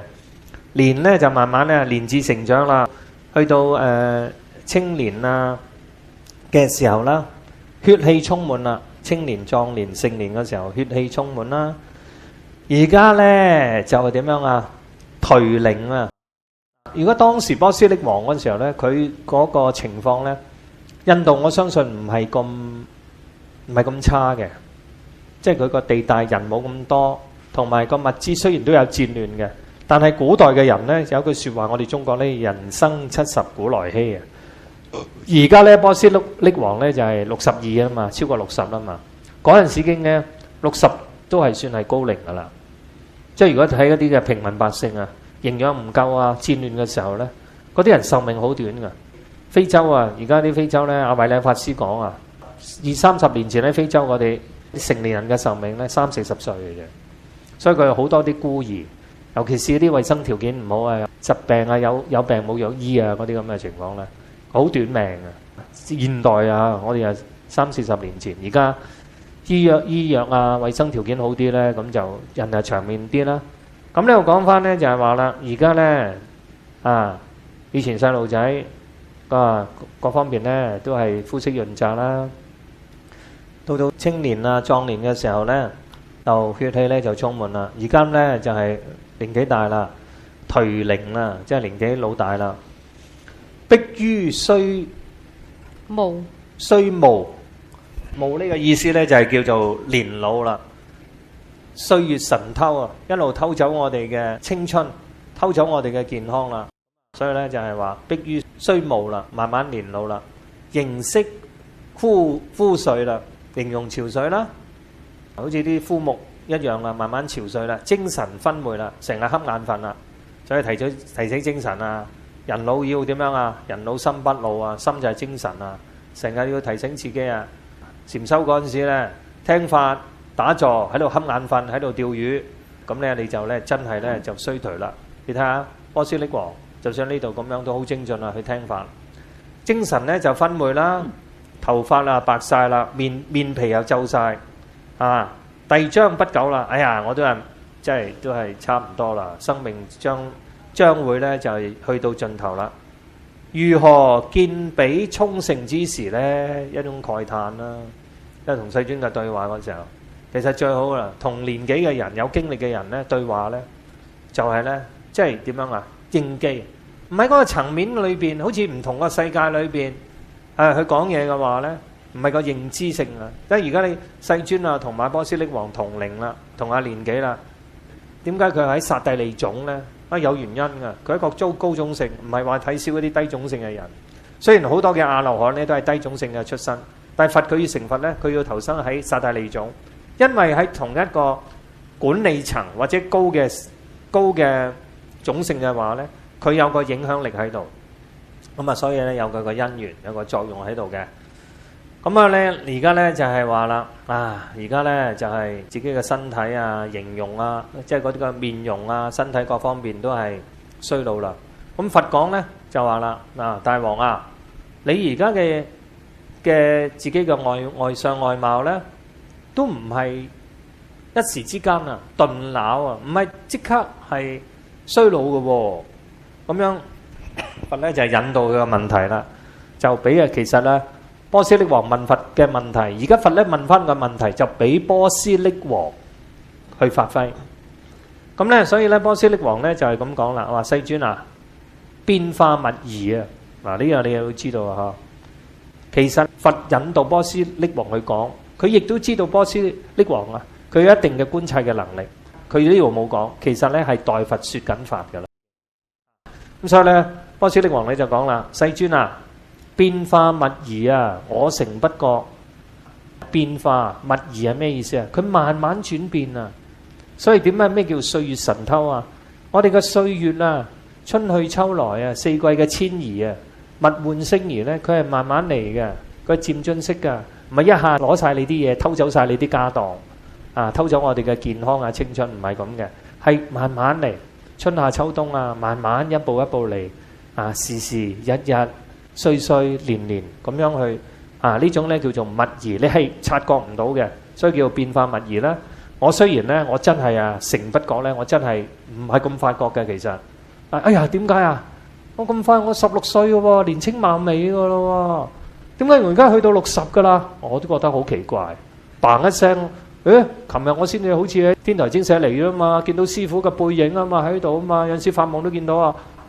點解而家嘭一聲自己？即係點樣啊？即係都唔同啦，好多啲人都係人去樓空啦，仲喺度，仲未空晒，物是人非啦，好多時都唔同咗啦。佢有講啦，就係寒暑遷流啊，物換星移啊，四季嘅交替啊，漸漸咧就會發生出嚟啦。咁啊，跟住觀照咯，你唔好嫌佢沉咯。波斯匿王話：當我年紀20嘅時候，雖然咧嗰陣時咧叫做年少，係青年人嚟嘅。顏貌已老啊，初10歲時啦，又唔同咯。即係你如果你有比較啊嘛，冇比較就冇傷害，冇比較就冇真理，係咪啊？傷害好，真理又好，任你點講啦。佢話俾20歲嘅時候，我俾我10歲孩童嘅時候又唔同咗咯噃。咁你而家咧30嗰陣時係點樣啊？當你30歲嘅時候咧，又比童年嗰陣時又衰老咗20年啦。咁我而家咧。於今60又過於2咯喎，我而家今年啊62歲噶咯喎。再我觀察翻我50歲嗰時候係點樣啊？婉賢強壯。我睇落嚟，我而家睇阿波斯匿王講，我而家62。我睇翻我50歲嗰時候，我又老咗幾多年啊？12年咯噃。我而家雖然咧都仲未死啊，都好似咧睇落咧都強壯嘅，但係世尊啊，我見勿疑啊！又係呢個字，我睇到啊，即係呢個見性啊嘛，佢就領悟到呢個道理，無常變遷呢個道理。滄海桑田咧，佢唔係一朝一夕嘅。滄海係咩啊？大海。桑田係咩啊？種植物嘅田地。海可以變成田地，田地可以變成海。呢個就叫做物換星移。人嘅年紀就係咁樣啊。從少青老，跟住又點啊？生老病死啦，真係喺呢個物質嘅世界一樣，一間屋、一嚿石頭、一個地方，滄海桑田就係講個變幻，呢種就叫做物質，佢慢慢係轉變，佢唔係頓時去轉變。所以我就算我哋講修行亦都係一樣，你修行要有耐性，一點一滴要累積。嗱，我見物嘢咧，雖此殞落啊！而家雖然咧，我哋而家咧就衰老啦。期間嘅流役呢，且限10年啦。以前呢就又點樣啊？而家呢我哋就講嘅嗱，我哋嘅5年計劃、10年計劃。當我20歲嗰陣時，我讀完大學啦，我呢就諗住結婚啊、生仔啊、買樓啊、供樓啊、供車諸如此類，好似有個步驟咁樣。咁啊以10年計嘅，達到我目標。但係當自己年紀大嗰個時候，你會點樣啊？就10年計嘅原本啊。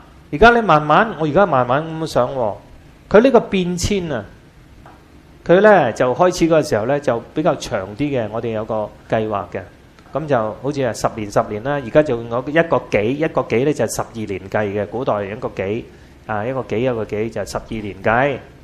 佢話而家唔係喎，當自己個年紀大咗嘅時候，唔係以10年計，或者一幾12年計。而家呢就慢慢呢就係當年紀大嗰陣時呢，就係話一年計㗎咯。但係而家慢慢一路年紀越嚟越大嗰陣時呢，就又話唔係用年計㗎咯，係自己睇到嘅變化，一個月唔同一個月㗎咯，係咪啊？今個月自己嘅心識思維啊又唔同㗎咯，除非你有好多嘅鍛鍊。即係總言之，年紀大，你有福報嘅話，你有錢嘅話，你可以延長嗰個衰老期，活得自在啲、開心啲。有錢啊，梗係好啲啦，係咪啊？有福報啊嘛。但係呢福報係點嚟㗎？累積翻嚟嘅。你冇福，點解你冇福啊？人哋有福啊，人哋多生多世、今生今世識得積福咯，修善積福咯，佢咪享福咯，有錢使咯，冇咁辛苦咯。啊，病都病得冇咁辛苦，死都死得自在，係咪啊？啊，未必㗎嗬！啊，你係領頭啊，未必㗎。有錢啊，都可能唔自在，所以要小心啲啊！唔好以為你有錢好巴閉啊！即係咩都係，就算死得自唔自在呢，最緊要個心啊！辛苦個心唔好苦啊！咁而家呢，唔淨止係年計咯，而家係月計咯。點止係月計啊？而家日計㗎啦！原來大家去到呢一度㗎啦，我都驚驚地啦！而家逐日計，不過呢，我都唔係太驚嘅。有少少怕啫，咁因為之前已經有人同我哋講啊嘛，做日和尚敲日鐘啊嘛，而家做和尚我做咪敲日鐘咯。我今晚做完個晚課，都唔知聽朝早能唔能夠做到個早課啊！咁樣呢，我就放下啦，我就做得幾多算幾多咯，係咪啊？人哋對你點樣，過眼雲煙嚟嘅啫，好又係咁過，唔好有一個。今日食咗啲咩啊？肉骨茶啊嘛，鹽淡又一餐咯，鹹又一餐咯。甜有一餐咯，咁個心啊好過啲，你又好過啲，我又好過啲。成日執着話，咦？師傅話俾我聽，我煮得唔好啊，成日耿耿於懷。我講緊説話大聲啲，師傅教我呢。而家係嘛？我起身，我唔聽你講法，我嬲豬。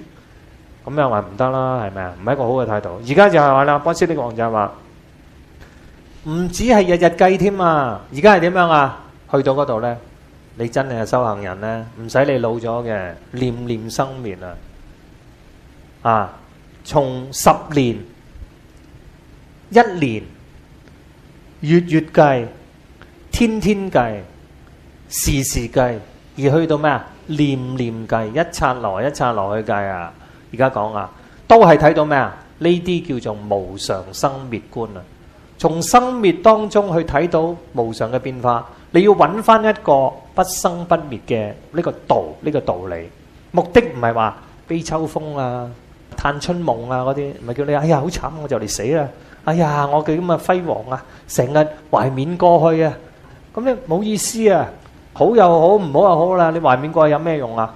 而家就係你要活在當下，明白呢個真理啊！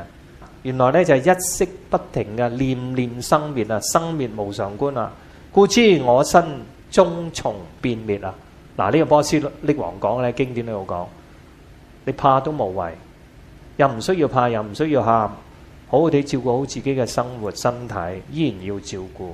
但係最緊要咧，喺我哋佛弟子嚟講，從無常生滅觀照當中，點樣去揾到一個不生不滅呢個本源呢個角色？咁你就我哋能夠看破到之後咧，呢個道理咧就能夠看破，能夠放下，唔好執着人事物，其他嘅嘢，起碼都唔好執着咁重。你要執都唔好執得咁重。你要貪，你要親，你要痴，你都唔好咁貪、咁親、咁痴。咁呢，我哋呢就點樣啊？仲有得救，執迷不悟，冇得救。所以叫做放下自在，回頭是岸，回光返照，呢個先係緊要。